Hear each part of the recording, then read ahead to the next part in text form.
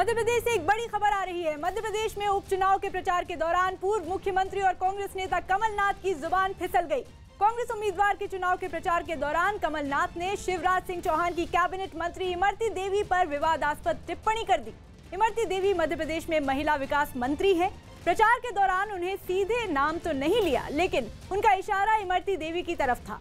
कमलनाथ के इस बयान के बाद नाराज बीजेपी ने करारा हमला किया है। बीजेपी ने कमलनाथ के बयान को महिला विरोधी करार दिया, तो वहीं इमरती देवी अपने ऊपर हुए हमले के बाद मीडिया के सामने आई और कहा कि वो एक गरीब दलित महिला है और इसीलिए कांग्रेस उनका अपमान कर रही है। वहीं बात करते करते उनकी आंखों में आंसू भी आ गए। कमलनाथ के बयान के विरोध में आज मुख्यमंत्री शिवराज सिंह चौहान सुबह 10 बजे से 12 बजे तक 2 घंटे का मौन भी रखेंगे। सुरेश राजे जी हमारे उम्मीदवार हैं, सरल स्वभाव के, सीधे साधे हैं।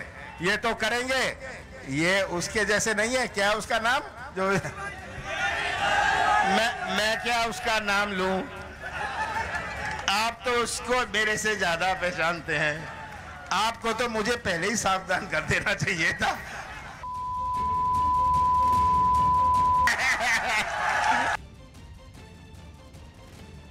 मैं कमलनाथ जी के पैर छूती थी और अपना बड़ा भाई मानती थी कमलनाथ को, पर कमलनाथ ने आज अपनी बहन के सम्मान करने से वो कतरा गए। अपनी बहन की भी धज्जियाँ उड़ाई उनने। ऐसे कमलनाथ जी से मैं कहती हूँ कि तू इस लाख है ही नहीं। कमलनाथ तो राजनीति लाख नंजा, राजनीति करने वे के लाख नंजा।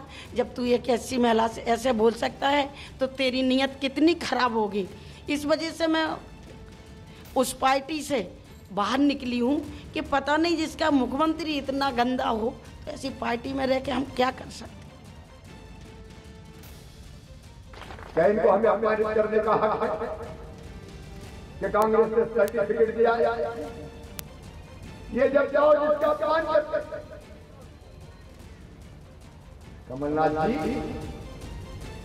मेरी मंत्री है, इमरती देवी, उनको तुम कहते हो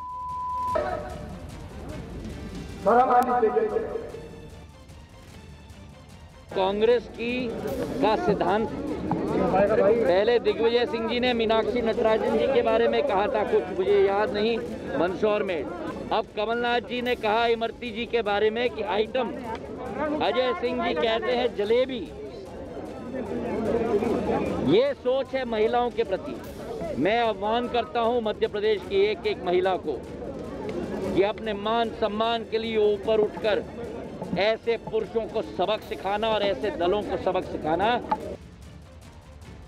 उत्तर प्रदेश के जौनपुर में एक नदी में मगरमच्छ दिखाई देने से लोग दहशत में आ गए। जानकारी मिलते ही वन विभाग की टीम को भी बुला लिया गया और गांव के कुछ लोगों की मदद से वन विभाग के कर्मचारी जाल लेकर नदी में उतर गए और मगरमच्छ को पकड़ने की कोशिश की गई। इस दौरान आसपास रहने वाले लोगों की भीड़ भी नदी किनारे जुट गई, जबकि वन विभाग के कर्मचारी मगरमच्छ को पकड़ने की कोशिश करते रहे। मगरमच्छ के जाल तोड़ने के बाद वन विभाग ने मजबूत जाल मंगवाया और काफी देर की कोशिश के बाद नदी में उतरे लोगों ने मगरमच्छ को पकड़ लिया। मगरमच्छ के जाल में फंसते ही वहाँ मौजूद लोगों ने तालियां बजाकर वन विभाग के कर्मचारियों का हौसला बढ़ाया। मगरमच्छ के फंसने के बाद वन विभाग के कर्मचारी उसे बाहर लेकर आए और रस्सियों से बांध दिया और उसे अपने साथ ले गए। मध्य प्रदेश के खंडवा में बीजेपी नेता ज्योतिरादित्य सिंधिया की सभा में एक भाषण सुनने आए एक बुजुर्ग किसान की मौत हो गई। सभा में ये किसान पीछे खाली कुर्सियों पर बैठा था कि अचानक दिल का दौरा पड़ने से उसकी जान चली गई। बताया जा रहा है कि मांधाता विधानसभा सीट पर हो रहे उपचुनाव में ज्योतिरादित्य सिंधिया के भाषण के दौरान किसान की मौत हो गई थी। हालांकि बाद में जब सिंधिया को किसान की मौत की खबर मिली तो उन्होंने मंच से किसान को श्रद्धांजलि दी और 2 मिनट का मौन रखा। वहीं बीजेपी के कार्यक्रम में किसान की मौत पर कांग्रेस ने निशाना साधा और ट्वीट किया कि बीजेपी के कार्यक्रम में किसान की मौत, बीजेपी की भाषणबाजी फिर भी जारी रही। आज बीजेपी के कार्यक्रम में एक किसान की मौत हो गई, लेकिन बीजेपी के बेशर्म नेताओं ने कार्यक्रम नहीं रोका। किसान की लाश पड़ी रही और बेशरम भाजपाई ताली बजाते रहे। शिवराज जी, भगवान से तो डरो। कांग्रेस के आरोपों पर ज्योतिरादित्य सिंधिया ने भी पलटवार करते हुए ट्वीट किया कि कांग्रेसी हमेशा ही की तरह संवेदनशील मुद्दे पर भी घटिया राजनीति कर रहे हैं। आज इस रैली में मेरे पहुंचने से पहले ही हमारे अन्नदाता की दुखद मृत्यु हो चुकी थी। जिनको तत्काल कार्यकर्ताओं द्वारा अस्पताल भी पहुंचाया गया था। मुझे सभा स्थल पर पहुंचने के बाद जब इस दुखद घटना की जानकारी मिली तो मैंने सबसे पहले वहां हमारे अन्नदाता के लिए मौन रखवा कर श्रद्धांजलि अर्पित की। मेरे लिए राजनीति जनसेवा का माध्यम है और इसका सर्टिफिकेट मुझे कांग्रेस से नहीं चाहिए। उत्तराखंड की राजधानी देहरादून में पेड़ काटने से नाराज लोगों ने जॉली ग्रांट एयरपोर्ट के बाहर प्रदर्शन किया। इस एयरपोर्ट को बड़ा बनाने के लिए करीब 10,000 पेड़ों को काटने का प्रस्ताव है, जिसके विरोध में सैकड़ों लोग एयरपोर्ट को जाने वाली सड़क पर एकजुट हुए और पर्यावरण बचाने की अपील करते हुए जमकर नारेबाजी की। हाथों में पोस्टर और बैनर लेकर कई बुजुर्ग भी इन लोगों के साथ खड़े नजर आए। कुछ लोग तो ढोलक लेकर इस प्रदर्शन में शामिल होने पहुंच गए और संगीत की धुन पर प्रदर्शन करते हुए दिखाई दिए।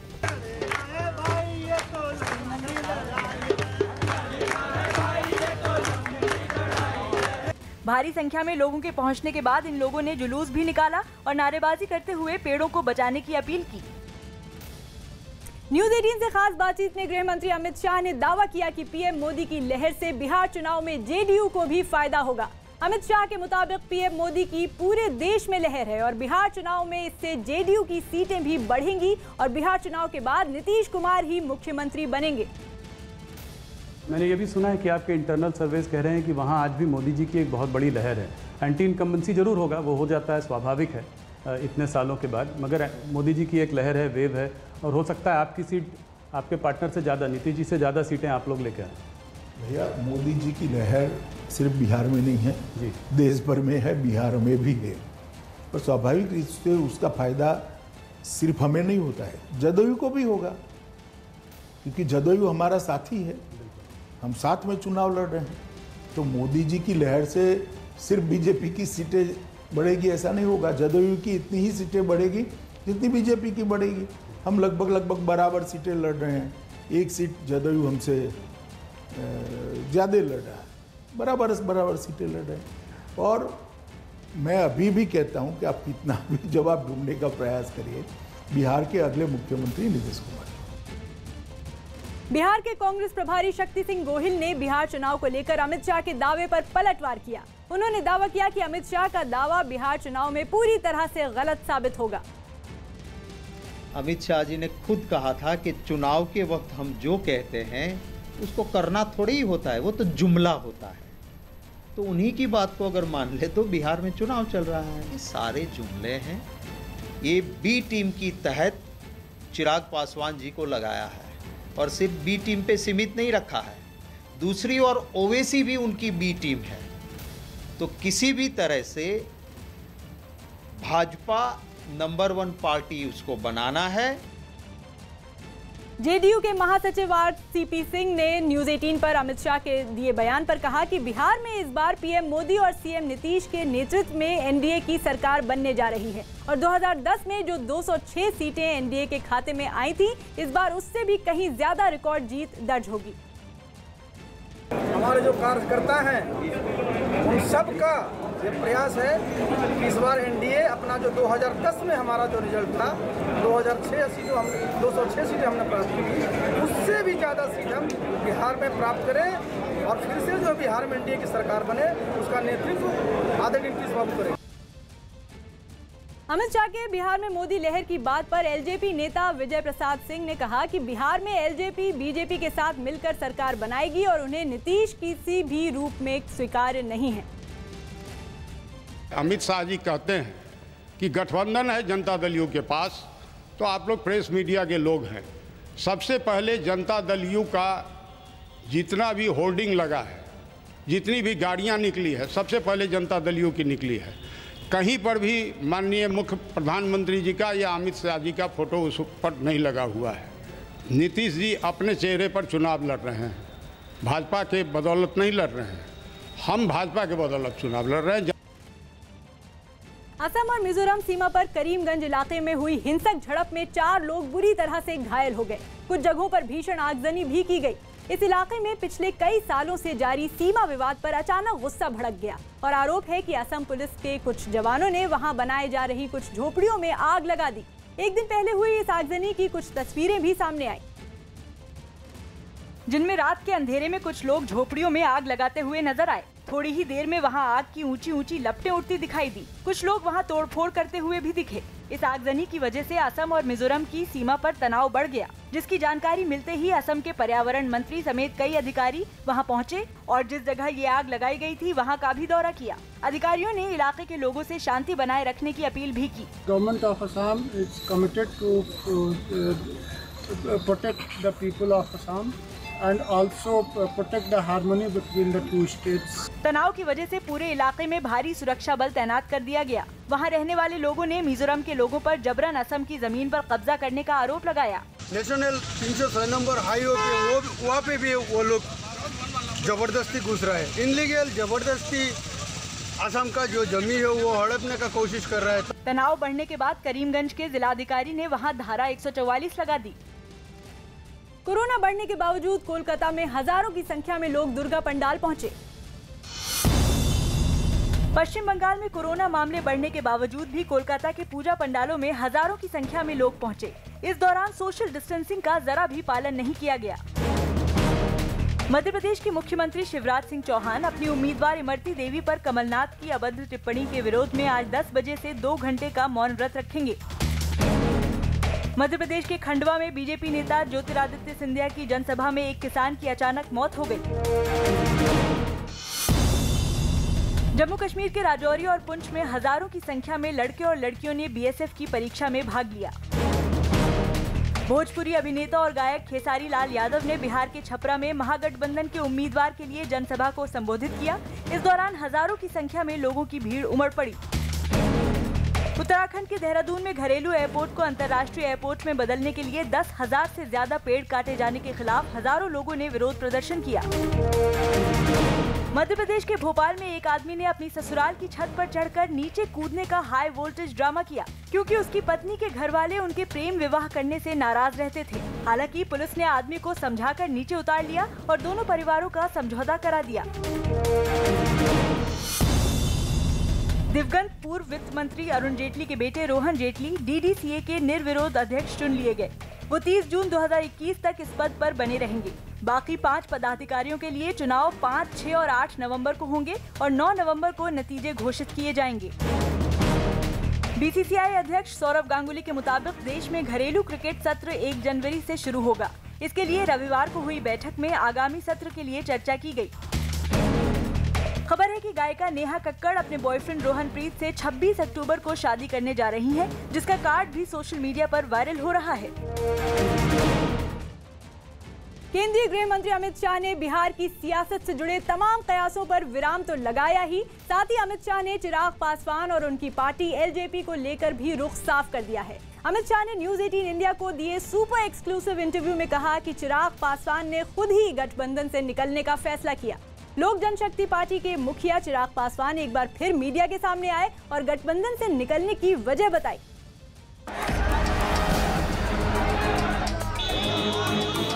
पार्टी को उन्होंने खून पसीने से सींचा, उसको कोई वोट कटवा बोले उनको अच्छा नहीं लग रहा होगा। गठबंधन से तो मैं ही अलग हुआ हूँ ना। गठबंधन तो मैंने अनाउंस किया ना, तो उसमें उन्होंने गलत क्या बोला। नीतीश कुमार जी का नेतृत्व का मैं समर्थन नहीं कर सकता। अमित शाह का सबसे विश्वसनीय इंटरव्यू। चिराग पासवान पर बीजेपी का रुख साफ। धर्म की सियासत पर अमित शाह का वार। सियासत के मौसम में एक दूसरे पर भारी पड़ने की कसक हर सियासी दल में होती है, लेकिन बिहार के सियासी बिसात में एलजेपी के मुखिया चिराग पासवान जो चाले चल रहे थे, उसका जवाब नेटवर्क 18 पर खुद अमित शाह ने दिया है। नेटवर्क 18 के editor in chief Rahul Joshi से बातचीत में अमित शाह ने एलजेपी और चिराग पासवान को लेकर बीजेपी का रुख पूरी तरह से साफ कर दिया है। इस चुनाव में एक अलग मुद्दा जो उठकर आ रहा है वो है चिराग पासवान जी का।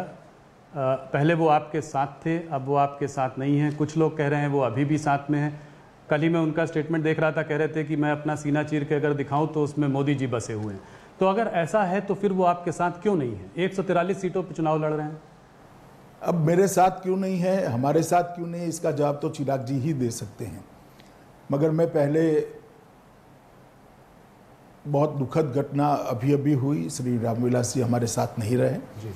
और रामविलास जी समाजवादी आंदोलन की उस पीढ़ी के कार्यकर्ता थे जिन्होंने सामाजिक न्याय के लिए बहुत बड़ा काम किया।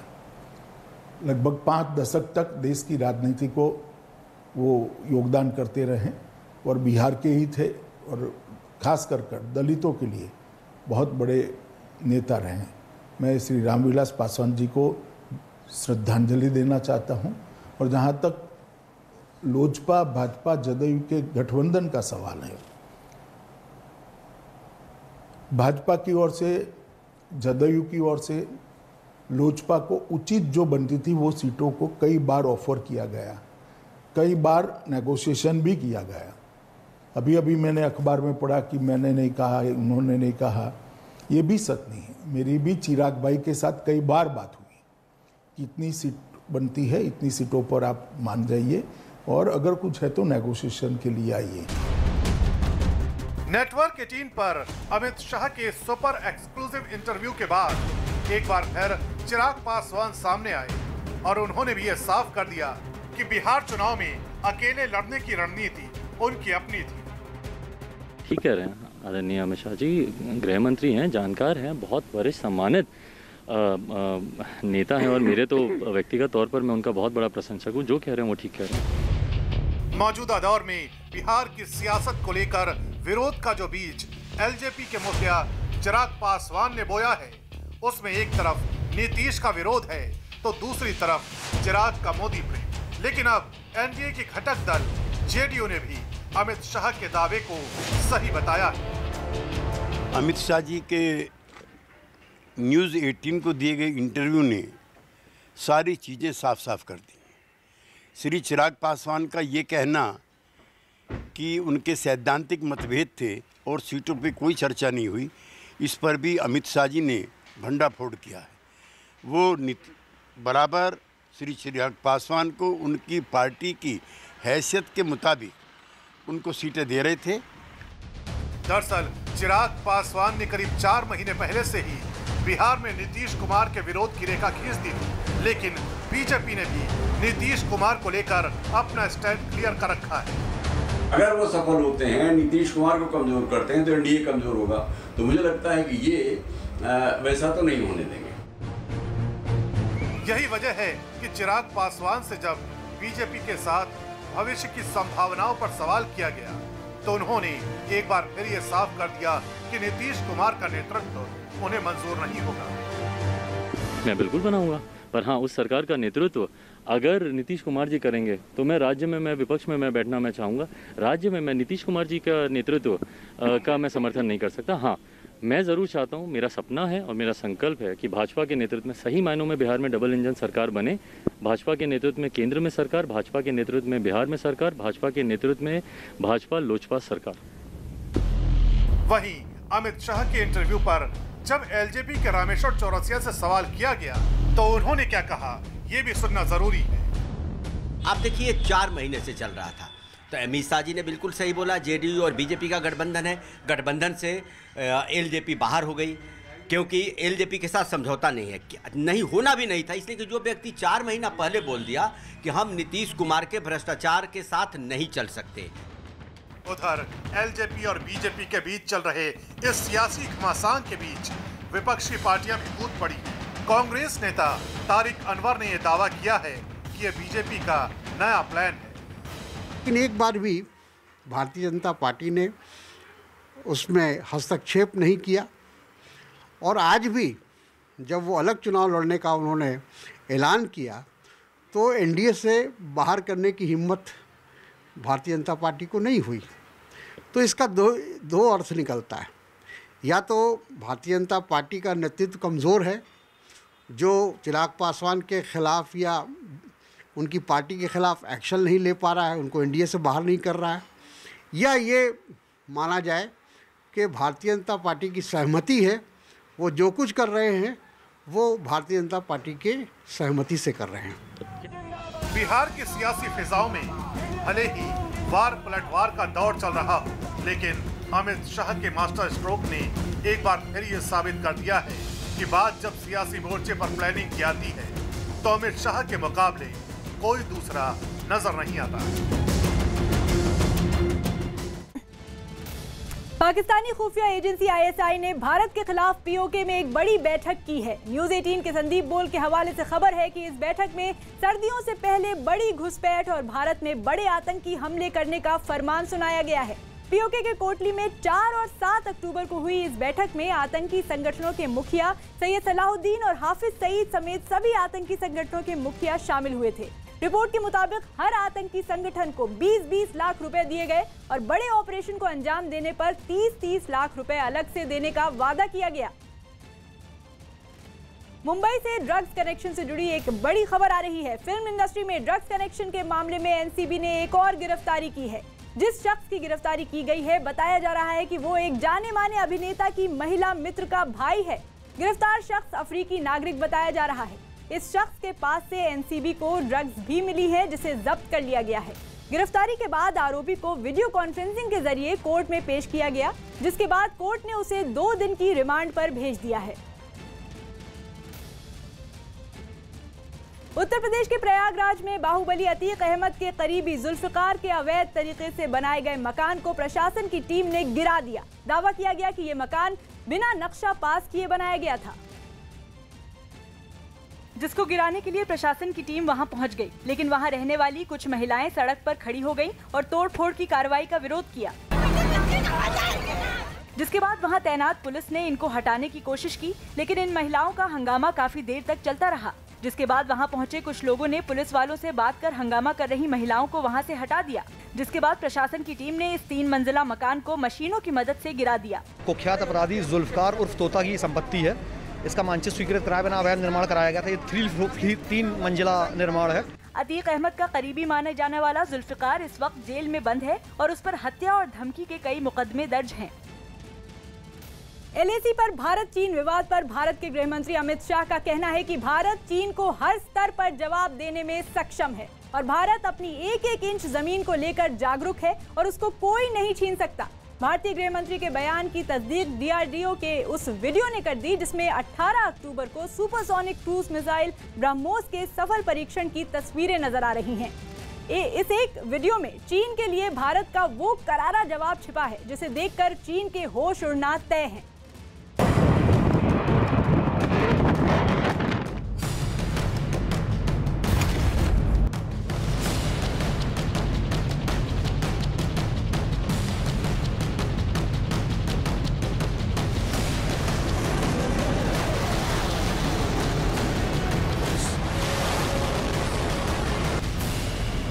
हमारी सेनाएं और हमारा नेतृत्व दोनों सक्षम हैं, इरादे बुलंद हैं। ये भारत के बुलंद इरादे की तस्वीर है। 130 करोड़ का भारत इस प्रकार से कोई इसको दबा नहीं सकता है। ये भारत के प्रचंड पराक्रम की तस्वीर है। जवाब देने में हम सक्षम है। प्रधानमंत्री जी इसके लिए दिन रात काम कर रहे हैं और जवाब दिया भी जाएगा। कूटनीतिक स्तर पर भी दिया जाएगा, सेना की बातचीत के माध्यम से दिया जाएगा, सब तरह से दिया जाएगा। ये भारत के अखंड विश्वास की तस्वीर है। हम सीमाओं पर अपनी एक-एक इंच जमीन के लिए जागरूक है, पर उसको कोई छीन नहीं सकता। ये भारत की अटल प्रतिज्ञा की तस्वीर है।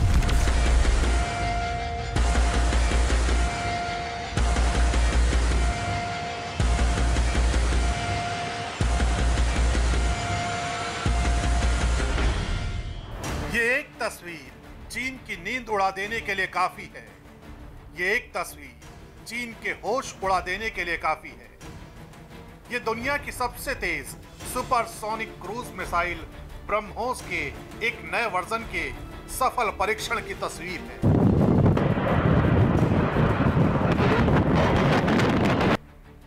जिसे देखकर चीन थर्रा उठेगा। 18 अक्टूबर को डीआरडीओ यानी रक्षा अनुसंधान एवं विकास संगठन ने ओडिशा के बालासोर में ब्रह्मोस सुपरसोनिक क्रूज मिसाइल का परीक्षण किया।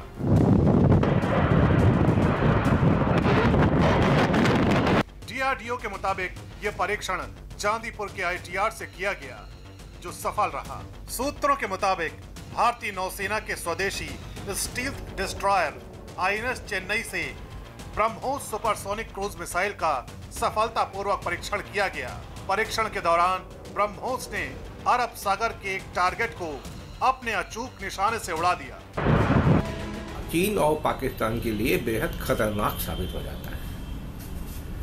इसको रोक पाना तो संभव है नहीं, साथ ही इसमें ऐसी क्षमता है कि ये बहुत नीचे उड़ते हुए दुश्मन के रडार से पूरी तरह बचते हुए, और अगर दुश्मन के ठिकाने पहाड़ियों के पीछे हैं तो ये सुपरसोनिक गति से उड़ते हुए भी पहाड़ी के ऊपर से जाकर और फिर स्टीप डाइव, एकदम डाइव लगा करके बहुत घातक हमला कर सकता है।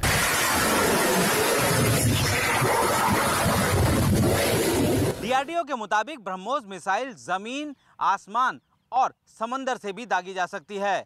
18 अक्टूबर को भारत ने एक बार फिर से ब्रह्मोस का सफल परीक्षण कर ये बता दिया है कि भारत की तरफ बढ़ने वाले किसी भी खतरे को पहले ही गिरा दिया जाएगा। इससे पहले ब्रह्मोस के एडवांस वर्जन मिसाइल का टेस्ट 2017 में किया जा चुका है। उसके बाद 2019 में कम दूरी की मारक क्षमता वाले ब्रह्मोस मिसाइल का टेस्ट किया जा चुका है। सबसे तेज सुपरसोनिक क्रूज मिसाइल है। इस मिसाइल को भारत और रूस ने मिलकर विकसित किया है। यह एक मीडियम रेंज की सुपरसोनिक क्रूज मिसाइल है जिसे पनडुब्बी, युद्धपोत, लड़ाकू विमान और जमीन से दागा जा सकता है। भारतीय सेना के तीनों अंग यानी कि भारतीय नौसेना, भारतीय वायुसेना और भारतीय थल सेना में इसे पहले ही शामिल किया जा चुका है और चीन और पाकिस्तान तो ब्रह्मोस के नाम से ही थर-थर कांपते हैं। ब्रह्मोस मिसाइल का सफल परीक्षण भारत के उस बुलंद इरादे की तस्वीर है जिसका जिक्र भारत के गृह मंत्री अमित शाह ने न्यूज 18 के खास प्रोग्राम राजनीति के दौरान किया। उन्होंने ऐलान किया कि भारत हर स्तर पर चीन को जवाब देने में सक्षम है। अमित जी, एक तरफ लाइन ऑफ कंट्रोल में तनाव बना हुआ है हमारा पाकिस्तान के संग, एक तरफ चाइना के संग, और दोनों आपस में भी मुझे लग रहा है कुछ वो लोग आपस में भी उनका तालमेल है। तो ऐसे में अपने देश को हम लोग कैसे वो बचाएंगे? मतलब दोनों तरफ से हमारे ऊपर दबाव बना हुआ है, तो इसको हम आप कैसे देखते हैं? नहीं, हमारी सेनाएं और हमारा नेतृत्व दोनों सक्षम है, इरादे बुलंद हैं, और एक 130 करोड़ का भारत इस प्रकार से कोई इसको दबा नहीं सकता है, और सत्य हमारे पक्ष में है, दुनिया के ज़्यादातर देश हमारे पक्ष में है। मैं मानता हूं कि ये ठीक है, एक स्थिति होती है, कई बार ऐसा दिखता है, परंतु अब कुछ भी करना इतना सरल नहीं। जानकारों का मानना है कि ब्रह्मोस मिसाइल के सफल परीक्षण की तस्वीरें चीन के उस युद्धाभ्यास का करारा जवाब हैं जिन्हें देखकर चीन के होश उड़ने तय हैं। भारतीय नौसेना के लिए ब्रह्मोस के नए वर्जन का सफल परीक्षण एक और बात भी साबित करता है कि अब समंदर में भारतीय नौसेना के जंगी जहाज दुश्मनों का काल बन जाएंगे।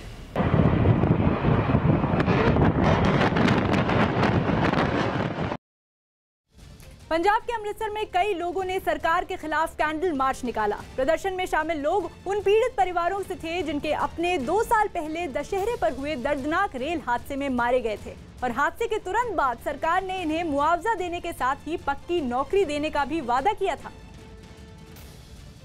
लेकिन 2 साल बाद भी वादा पूरा नहीं होने से नाराज ये लोग कैंडल लेकर सड़कों पर उतरे और सरकार के खिलाफ जमकर नारेबाजी की।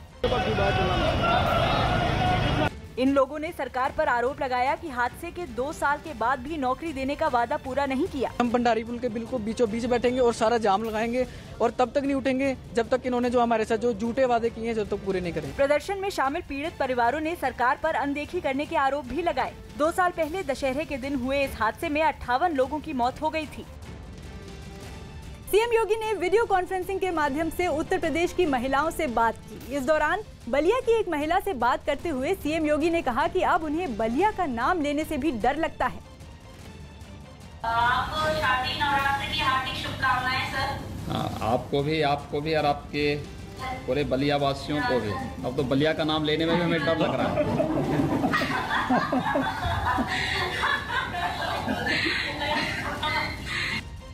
बीजेपी ने चुनाव आयोग से कमलनाथ की शिकायत की।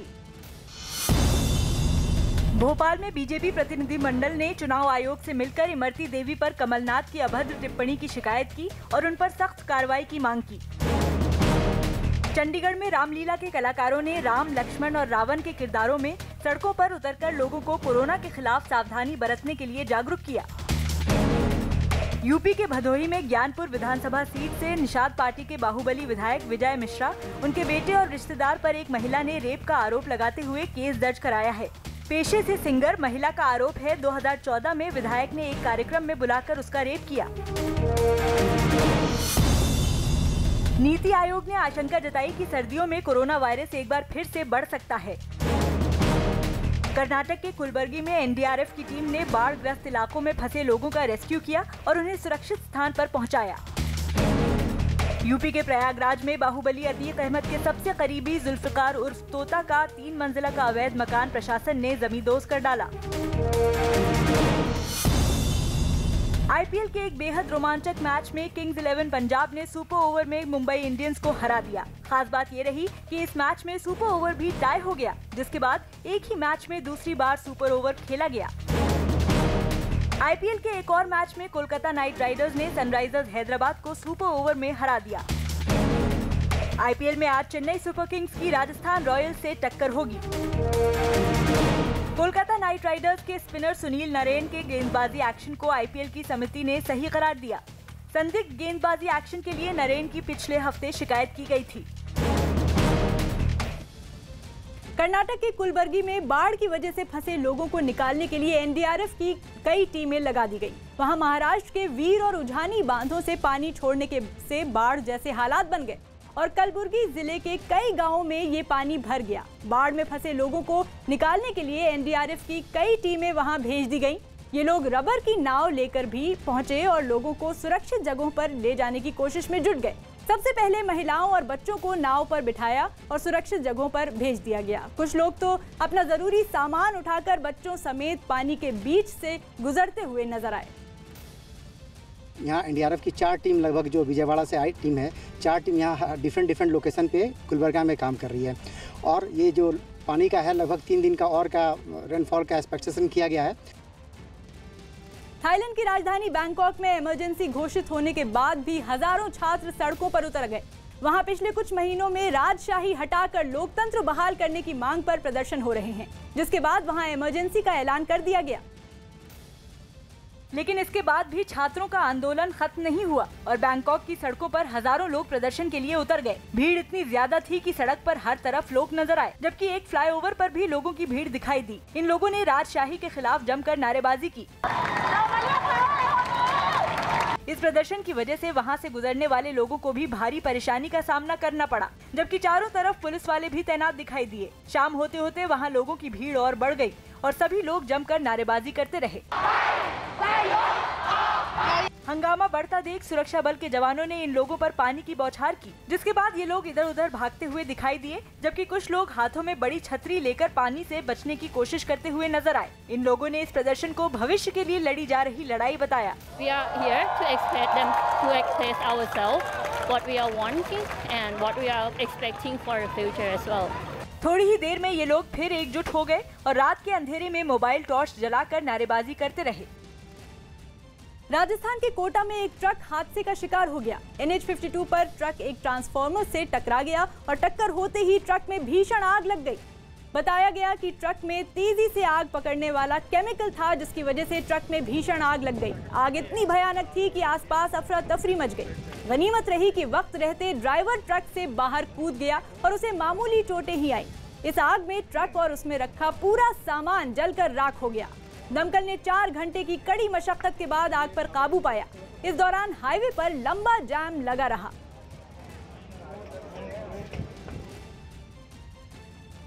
कैरिबियाई देश हैती में सरकार के खिलाफ हजारों लोगों ने जमकर प्रदर्शन किया। हैती के राष्ट्रपति पर भ्रष्टाचार और कोरोना महामारी से निपटने में नाकाम रहने का आरोप लगाया गया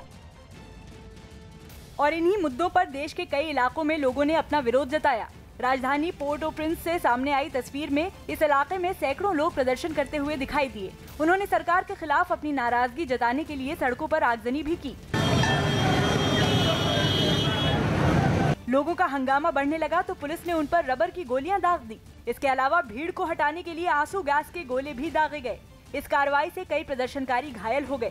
हालांकि इसके बावजूद लोग डटे रहे और उन्होंने अपना प्रदर्शन जारी रखा। वहीं हैती के राष्ट्रपति ने लोगों से शांति बनाए रखने की अपील की। एलएसी पर भारत के हाथों मिली शिकस्त के बाद चीन भारत को धमकी देने से बाज नहीं आ रहा है। दरअसल ताइवान के समर्थन के मुद्दे पर चीन फिर बौखला गया है। चीन के सरकारी अखबार ग्लोबल टाइम्स के संपादक का कहना है कि चीन भारत के उत्तर पूर्वी राज्यों में अलगाववादी गुटों को समर्थन देकर सिक्किम को भारत से अलग करवा सकता है। दरअसल चीन की बौखलाहट की वजह उसका डर है। चीन को लगता है कि अगर भारत उसके सामने ऐसे ही डटा रहा तो दुनिया की सुपर पावर बनने का उसका सपना खाक में मिल जाएगा।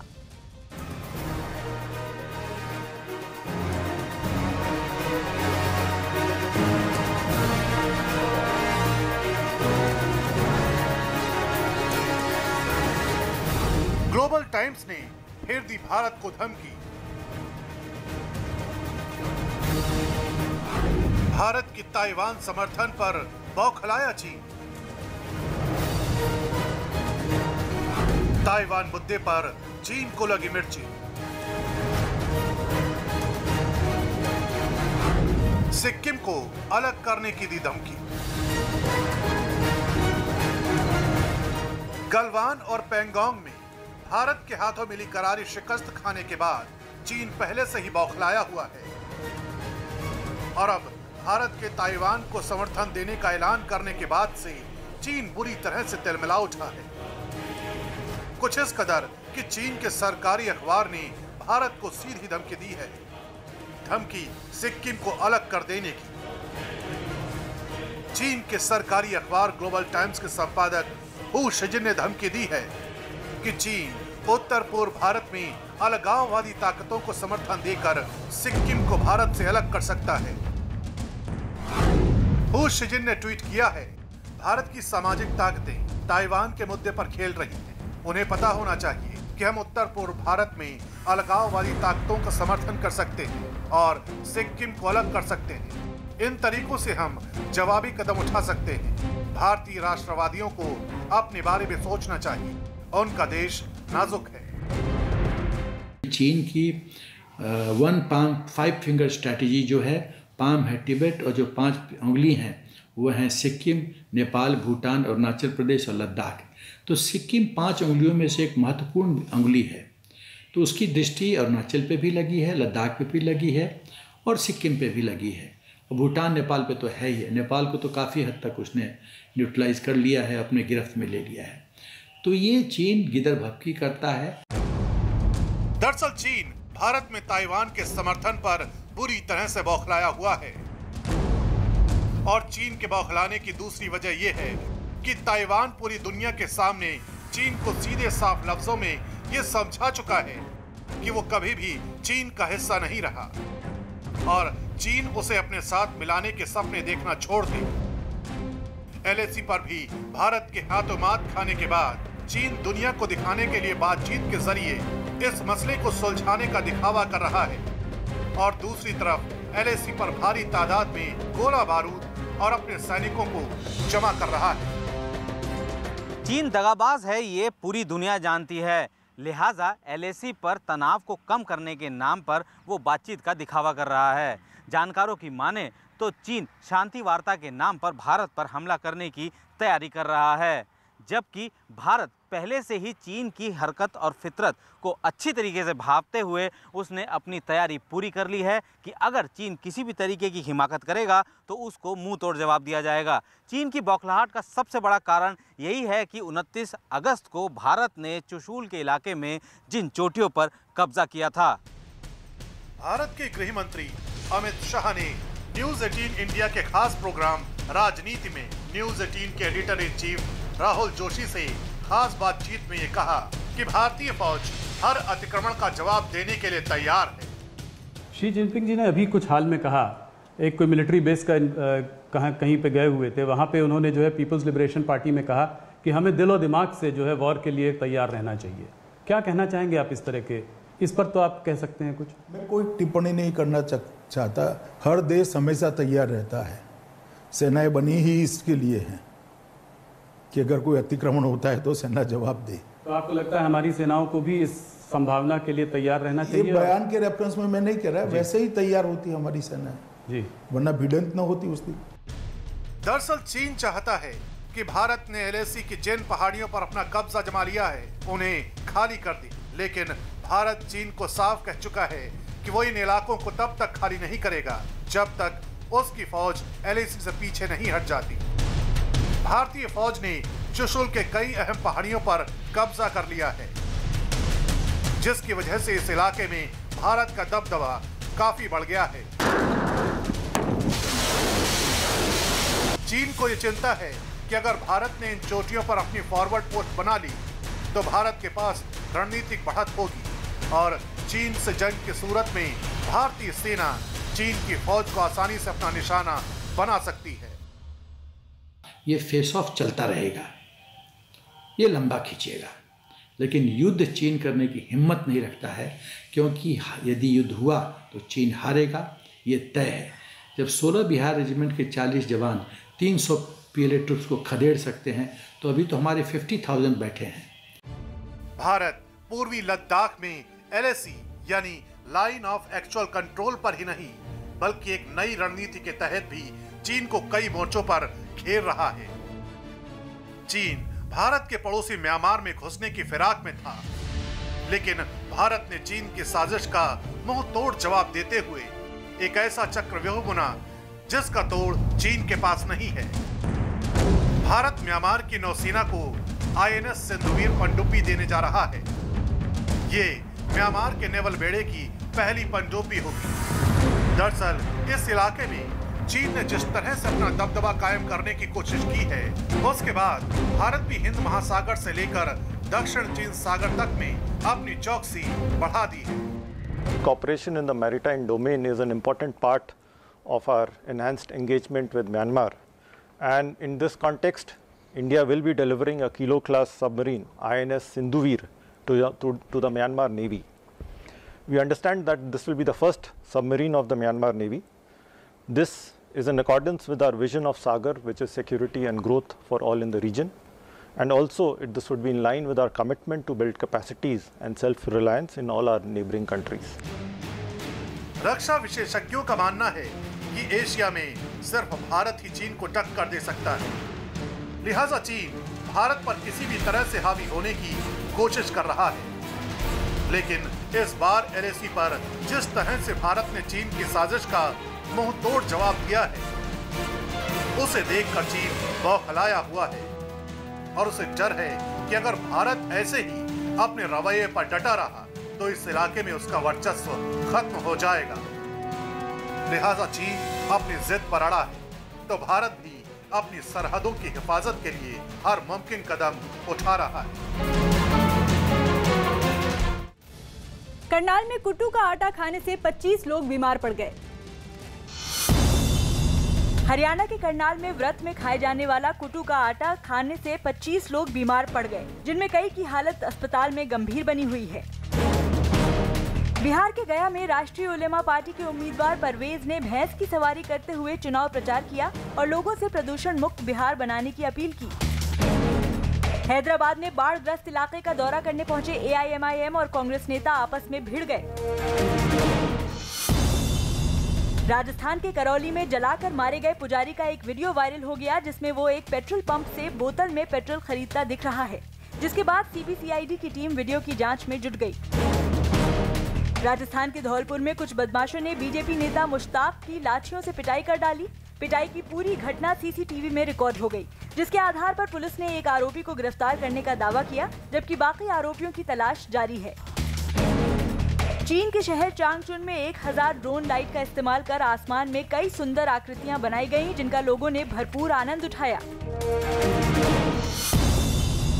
अक्षय कुमार और कियारा आडवाणी की फिल्म लक्ष्मी बॉम्ब का गाना बुर्ज खलीफा रिलीज हो गया।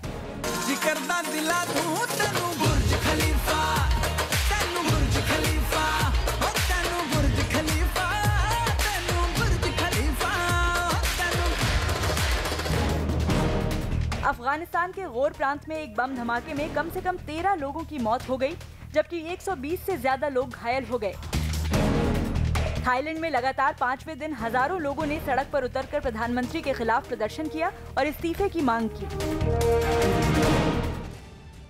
कांग्रेस अध्यक्ष सोनिया गांधी ने केंद्र की बीजेपी सरकार पर सीधा हमला करते हुए मजदूरों, किसानों और दलितों के दमन का आरोप लगाया है।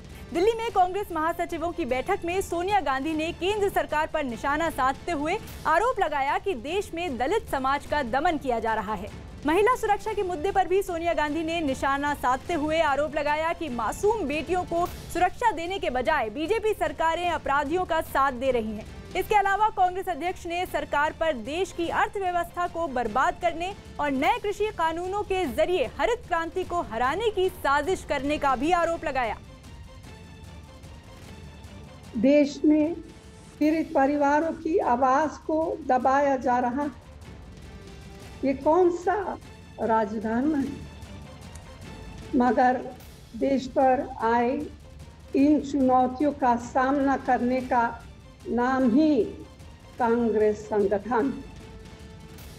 मुझे पूरा विश्वास है कि आप सब अनुभवी साथी इस कठिन समय में कठोर मेहनत करके देश पर आए इस संकट का मुकाबला करेंगे और मोदी भाजपा सरकार के इन लोकतंत्र और देश विरोधी मंसूबों को कामयाब नहीं होने देंगे।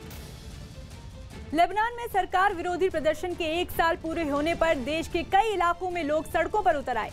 देश में जारी राजनीतिक और आर्थिक संकट को खत्म करने के लिए पिछले कई महीनों से वहां प्रदर्शन हो रहे हैं और इसी कड़ी में कई इलाकों में लोगों ने अपना विरोध जताया। राजधानी बेरूत से सामने आई तस्वीर में हजारों लोग उस जगह इकट्ठा हुए जहां अगस्त महीने में जोरदार धमाका हुआ था। लोगों ने वहां मशाल जलाकर अपना विरोध जताया।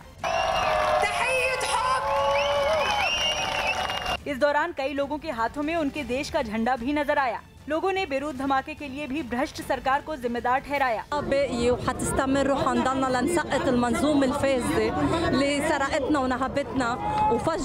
देश के कई दूसरे इलाकों में भी प्रदर्शन की ऐसी ही तस्वीरें सामने आई। इस वक्त की बड़ी खबर कोरोना से जुड़ी। केंद्रीय स्वास्थ्य मंत्री हर्षवर्धन के मुताबिक देश में कोरोना का कम्युनिटी स्प्रेड हुआ है। हालांकि हर्षवर्धन का दावा है कि ये कम्युनिटी स्प्रेड देश के कुछ राज्यों और कुछ जिलों में ही हुआ है। केंद्रीय स्वास्थ्य मंत्री की माने तो पश्चिम बंगाल सहित कई राज्यों के अलग अलग हिस्सों में और खास तौर पर घनी आबादी वाले इलाकों में कम्युनिटी स्प्रेड हुआ है। ये पहली बार है जब केंद्र सरकार ने देश में कोरोना के कम्युनिटी स्प्रेड की बात स्वीकार की है। केंद्रीय स्वास्थ्य मंत्री के मुताबिक देश में कोरोना का फैलना थोड़ा कम हुआ है, लेकिन सावधानी अब भी जरूरी है क्योंकि बिना लॉकडाउन के कोरोना का खतरा 15 गुना ज्यादा बढ़ जाता है। In different pockets across various states, including West Bengal, community transmission of COVID-19 is expected to occur, especially in the densely populated areas. However, this is not happening across the country, and community transmission is limited to certain districts, occurring in a limited number of states. News 18 से गृह